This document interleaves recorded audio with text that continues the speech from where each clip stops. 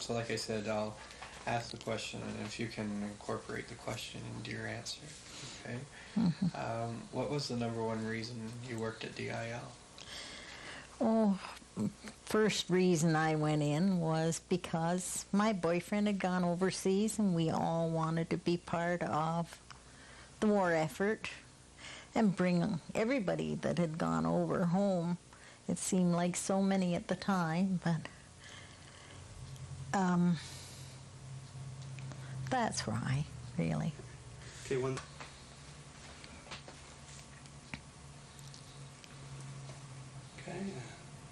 Okay.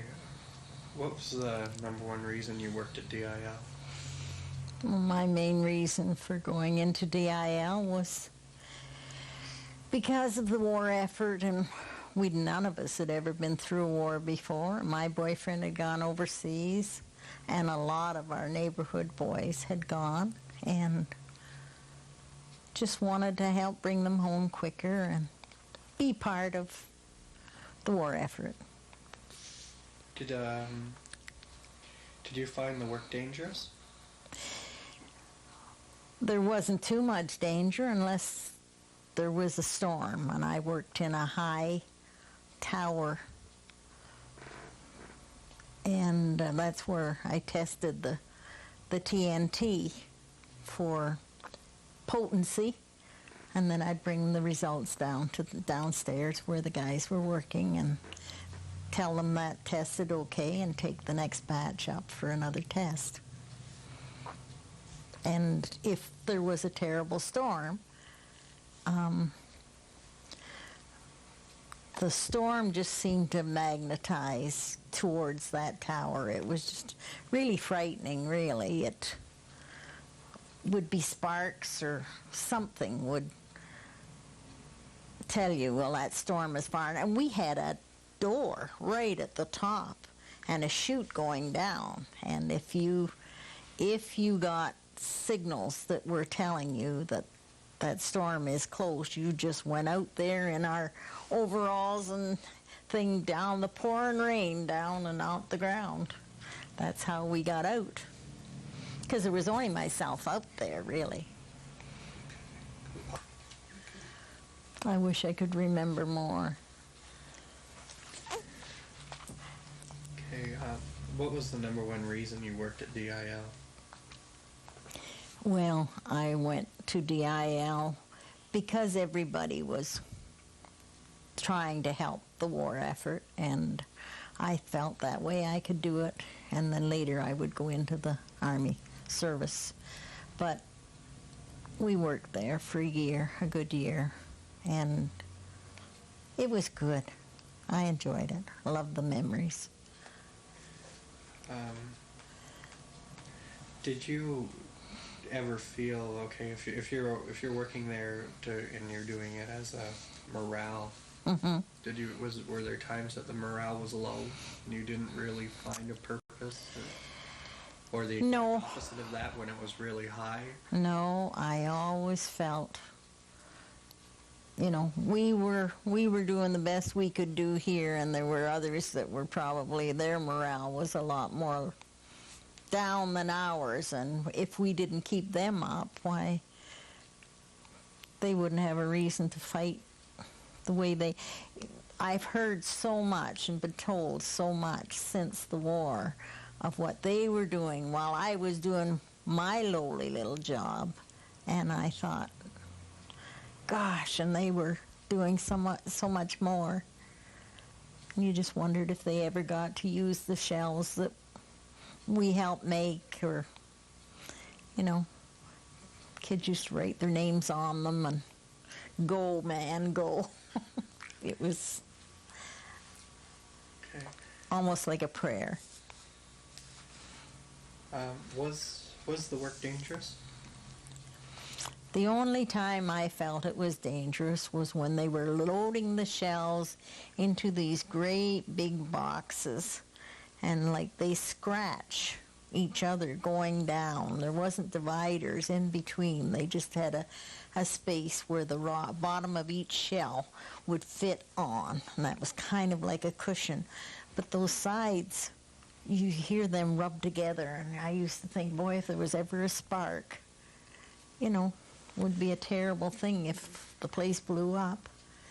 And the storms. When the storms were on, I worried when I was up in the lab. That was all.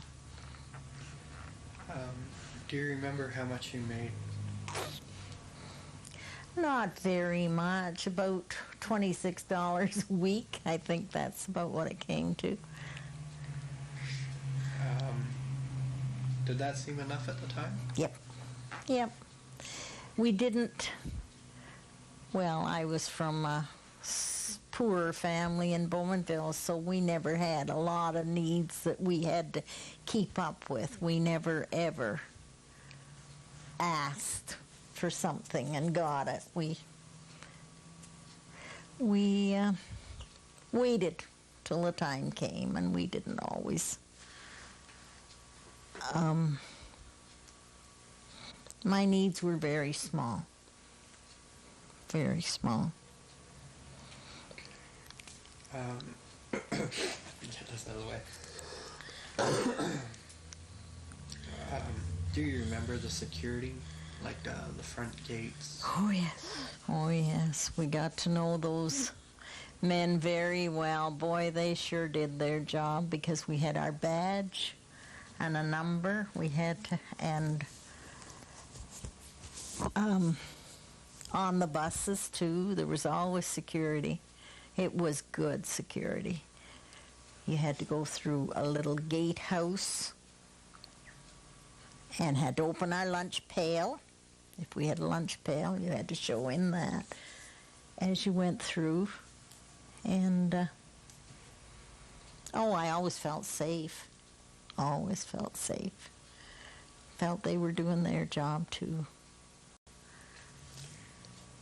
That's where Mr. Saxby worked, and he was a father of a very good friend of mine, and used to love it when he was on the same shift. It was just good to touch shoulders every once in a while with the ones you did know. We weren't we weren't together much because they kept changing the lines, and nothing ever was too routine. It was changed often. I don't know for what reason, but they always changed things around. Who you'd have for a group leader this month would not be your group leader next month. I don't know why they did that, but must have had a reason. You said Saxby was a friend. Bill Saxby. Who was your friend? Gord Saxby. He was more my age. I used to go with him, and his father was one of the guards on there. Okay. Did you quit DIL, or did you have to quit? No, I quit. Because we got our call for the Army. We told them an approximate time we'd like to go, and we got that call. This was my girlfriend and I, and we went together. And wanted to go into the Army. That was the other thing I wanted to do. DIL was great, but the Army seemed like a little bit more of a adventure, and when you're that young, I don't know, no ties, all those things. Okay. Do you remember when you started at DIL? Yes, it was the first time we went over, we had a ride with a neighbor. But from then on, it was a real gamble, wondering how we were going to get to work. We never knew, and we didn't even have telephones. We didn't have a telephone at our place. We did at the neighbors, and we'd have to phone on a Sunday night about 10 o'clock. Well, it looks like we're going to have to hitchhike. And we'd meet and go up by the overhead bridge out of Bowmanville and get a ride with truck drivers, whoever came along. Those blue bandanas on our head told everybody we worked in munitions, and they all were so willing to give us a ride. And there were a lot of others doing the same thing. How long did you work at DIL? About 13 months. 13 months. That was all. Did you ever have to take a blood test? Oh, yes, every month. We had to have these blood tests to test for the TNT to see that it wasn't going into our bloodstream. And if you ever heard prayers going up, it was the end of the month when it was time for blood tests, because I thought, oh, if I've ever got TNT in my blood and I have to be transferred out of TNT, I'll die. I just wanted to stay on that one job.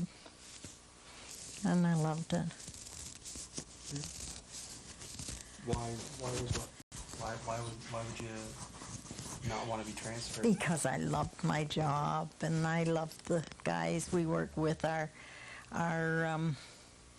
foreman, one of them was Bert Edwards, and Bill Collins, and they were just great guys to work for, and just all kinds of good understanding and a good work effort together. We were good. Do you remember the hospital at all? I never ever had to go.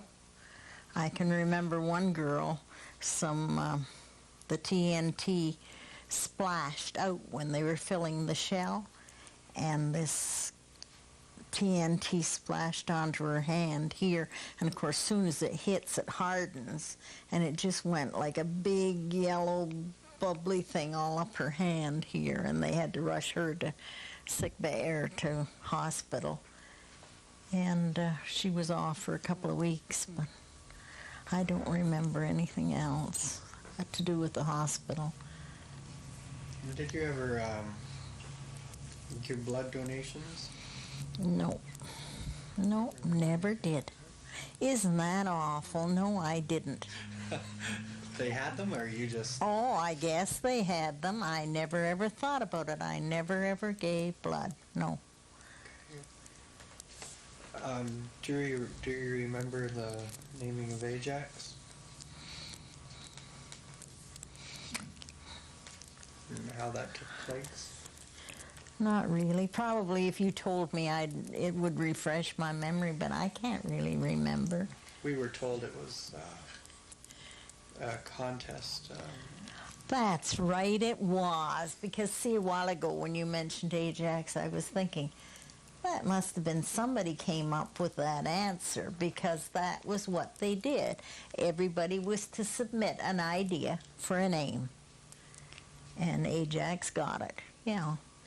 Did you submit one? Oh, probably, but I can't remember now what it was or anything. No, I don't know. Did people like the name overall? Was it fitting? I guess. I'd have to analyze the word Ajax, and where did that come from to ever know why they settled on Ajax. Okay. Because from what we understand is they named it after the HMS Ajax. Oh, yeah, so maybe, right. Another question would be, the majority of people, even back then, didn't really know why. No, they did not. I sure didn't hear it. HMCS, Ajax, I do remember them saying that it was all to perpetuate the name. Yeah, makes sense. But I haven't got too good a memory. When somebody tells me, I can remember, but 70 years old, what do you expect? Like I tell everyone, I don't know what I had for lunch yesterday. So. Did you think of anything at all? Okay, we'll pause it right here then. Sure. It's a couple. Okay. So for you to get to the IL, you hitchhiked. Yes. Mm-hmm. How long of a trip was it for you? Believe it or not, we'd get there in just about the same length of time we would if we had a specific ride, because everybody, like I say, knew that you were going to DIL, and they knew what time we had to be there, and they'd drive, and we'd get through always in time. I don't think we were ever late. Ever. What would happen if you were late? I don't know. I imagine they had a roaster there where your name was put down if you were late, but I don't think I ever made it. Anyway, we always managed to get there on time. And there was lots of running. Boy, they'd let us out on number 2 highway, and we'd have to get way down, going down south that street, till we got to DIL, and that's quite a distance. We'd run, or somebody'd beep, beep, and we'd jump in and ride with them down. Everybody was working together. That's when you really, really realize that we were all doing the same thing for the same reason. Okay, about security? Again. Well, there was one man that I knew very well because I had been engaged to his son for years, and that was Bill Saxby. He was on the gate, and I always loved it when he was on the gate and to check our badge and our lunch pail, and I felt like, oh, there's my pal. He was always a nice man. And you didn't very often see the same people too often. It'd be a month or 6 weeks in between times you'd see them. If I saw Bill Saxby on the gate on Monday, I would know he'd be there till Friday or Saturday. But then you may not see him again for a long time because of the shifts. Just about the naming of Ajax, was there something specific you liked about the name or something specific you disliked about it? I don't think I really realized that. I can remember them having a sort of a contest where we could all put in whatever name you wanted it called, but I'm sure I'm not the one who was responsible for Ajax. I don't know what I named it, but Ajax was all right with me. I didn't care. It was a place I was working, and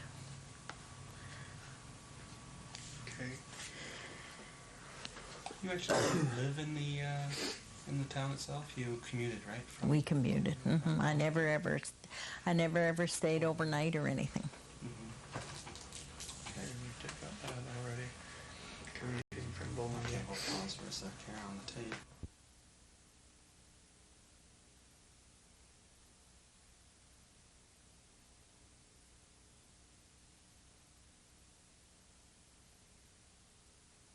Yep. Okay, we'll just talk about your going away party.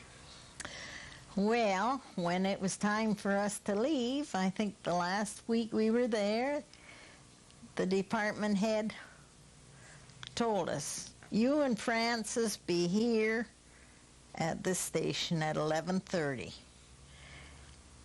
Never mind any questions, just be here. So we went, and there was all the department, the line 2 as well as our line, all there.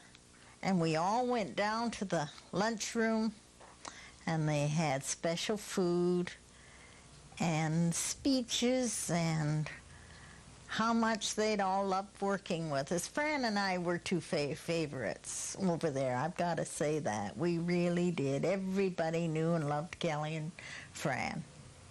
And they had this party, and they gave us each a little leather case with a zipper all the way around it. And in it were envelopes and paper, writing paper, and stamps, and a nicest letter saying how much they were going to miss us, and all the signatures of all the gang there. And I've still got that somewhere, but I don't know where. Okay, pause a sec.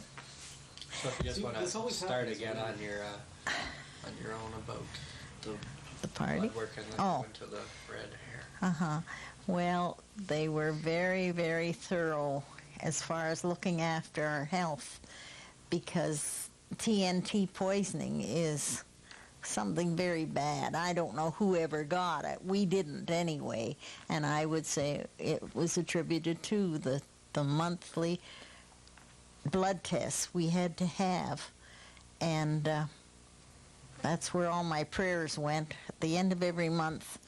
Oh, please, I don't want a transfer. I want to stay here. Let my blood be all right.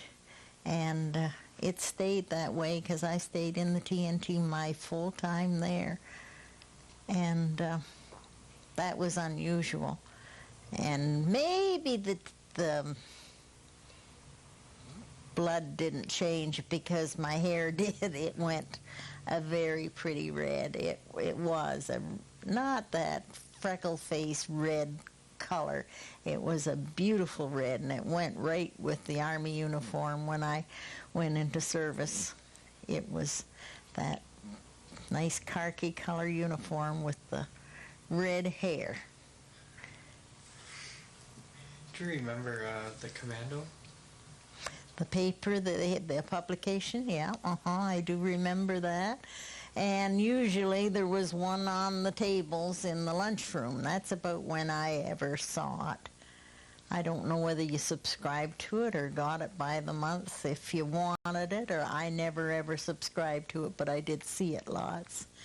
And you'd always look in the column for whatever department you worked in, and you'd look in that column to see if your name made it, and often mine was in for scaring Kelly half to death.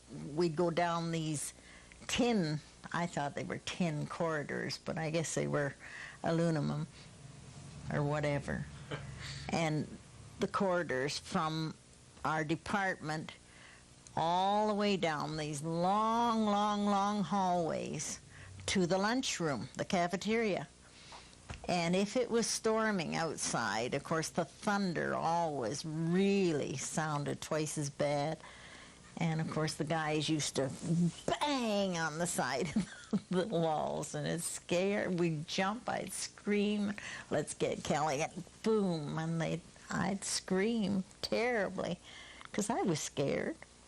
I didn't know if that was doomsday or not. As far as entertainment, do you remember what activities you were involved in? No, not really. We had no. Did you go bowling? Or? That's the only thing I was going to say. We had a bowling team, but I can't really say that I belonged to it because when we came that distance and didn't live in residence, why, you had to go home when it was time when your vehicle was leaving. You had to go too, so we didn't get as involved as we would have if we'd lived on the in residence there. How long was the shift? 8 till 4 or 7 till 4? 7 till 4. 4 to 12, that's it. 7 to 4. 4 to 12. That's it. I don't think I ever did midnight. I don't think there was any midnight shift. That's 9 hours? Yeah. 9 hours Yeah. a day. And how many hours between work and transportation did you spend a day? Oh, I'd say about 3 hours for transportation. Time you go there and back, it's 3 hours easy. Yeah. We seemed like we were always getting ready to go to work. Get home and change and do a little wash and be ready for the next day. That was one thing, though, to have those coveralls we wore. You didn't have to worry about having an extensive wardrobe or anything because we wore the coveralls. You said that the security was really tight, Mm-hmm. and other people that we talked to, they have their own shells at home. Have their own what? You know how people would have the shells? At home. Yeah. You never heard of that? Never heard of that. How would they get them? Oh, I was going to ask you. Hokey doodle. The one they changed into a lamp? Yeah, Made Louise. into a lamp? Oh, yeah, but they would be rejects, eh? Well, they take the pieces Uh-huh. and the empties. Like, they weren't full, and they put them together at home. Oh, yeah, they did that. Yeah. Sure they did. Yeah, I'm sure they did. But I never saw anybody ever take anything out. If they did, they knew somebody that said, okay, you can take it. I don't know, because I never got one memento of DIL, ever. Even our scarves were handed in, everything.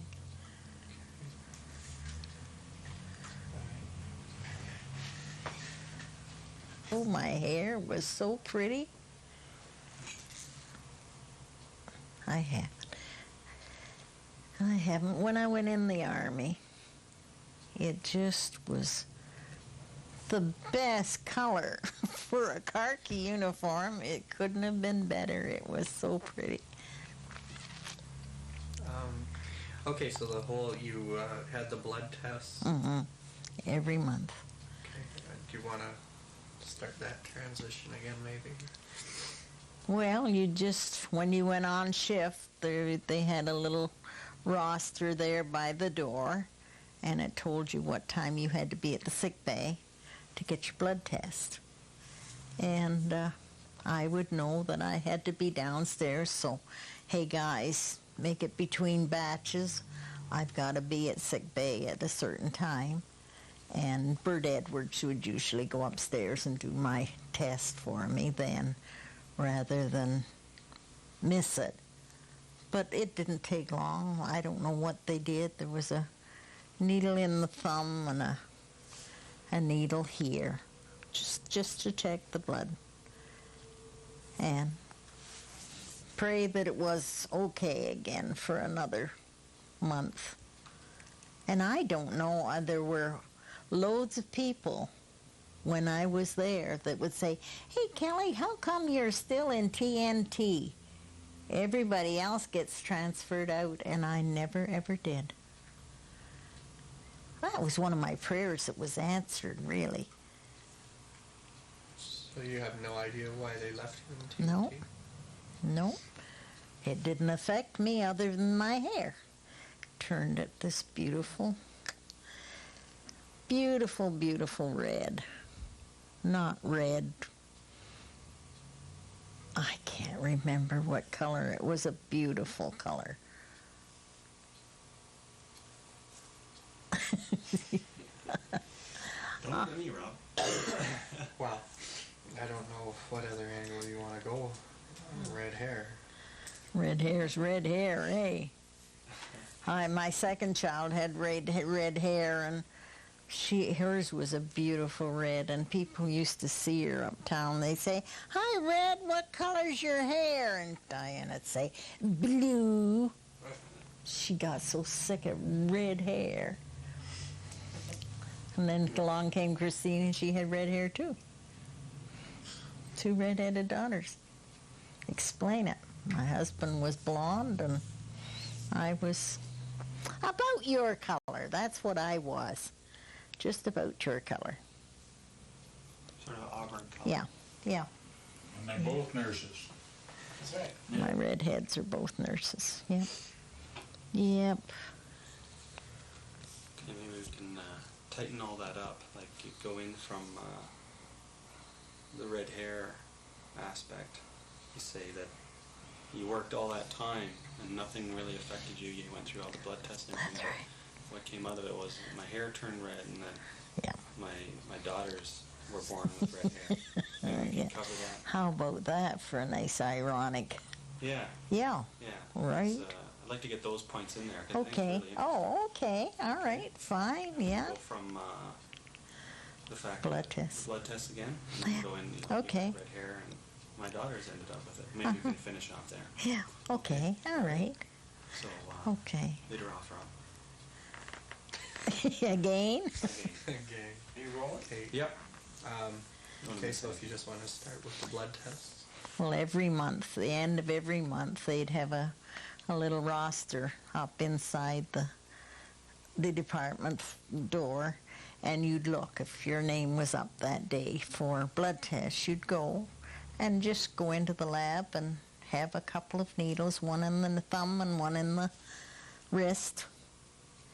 And that this whole time I'm praying there's not going to be any TNT poisoning in me, that I have to be transferred, because that's the last thing I wanted, was to be transferred out of TNT. And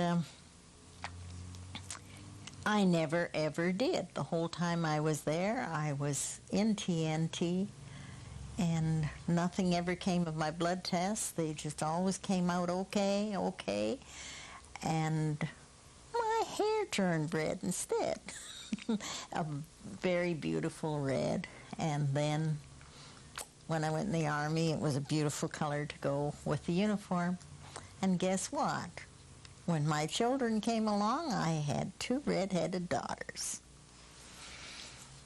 And that was a great reward. Yeah. That's a memory. It's holding a memory, yeah. So that's what you remember most about That's DIL. right. That's what I remember most about DIL, was I came out with red hair. So if you had one memento to come out of that whole experience, that would be Yeah. hair. Oh, yeah. Red hair experience. How about that?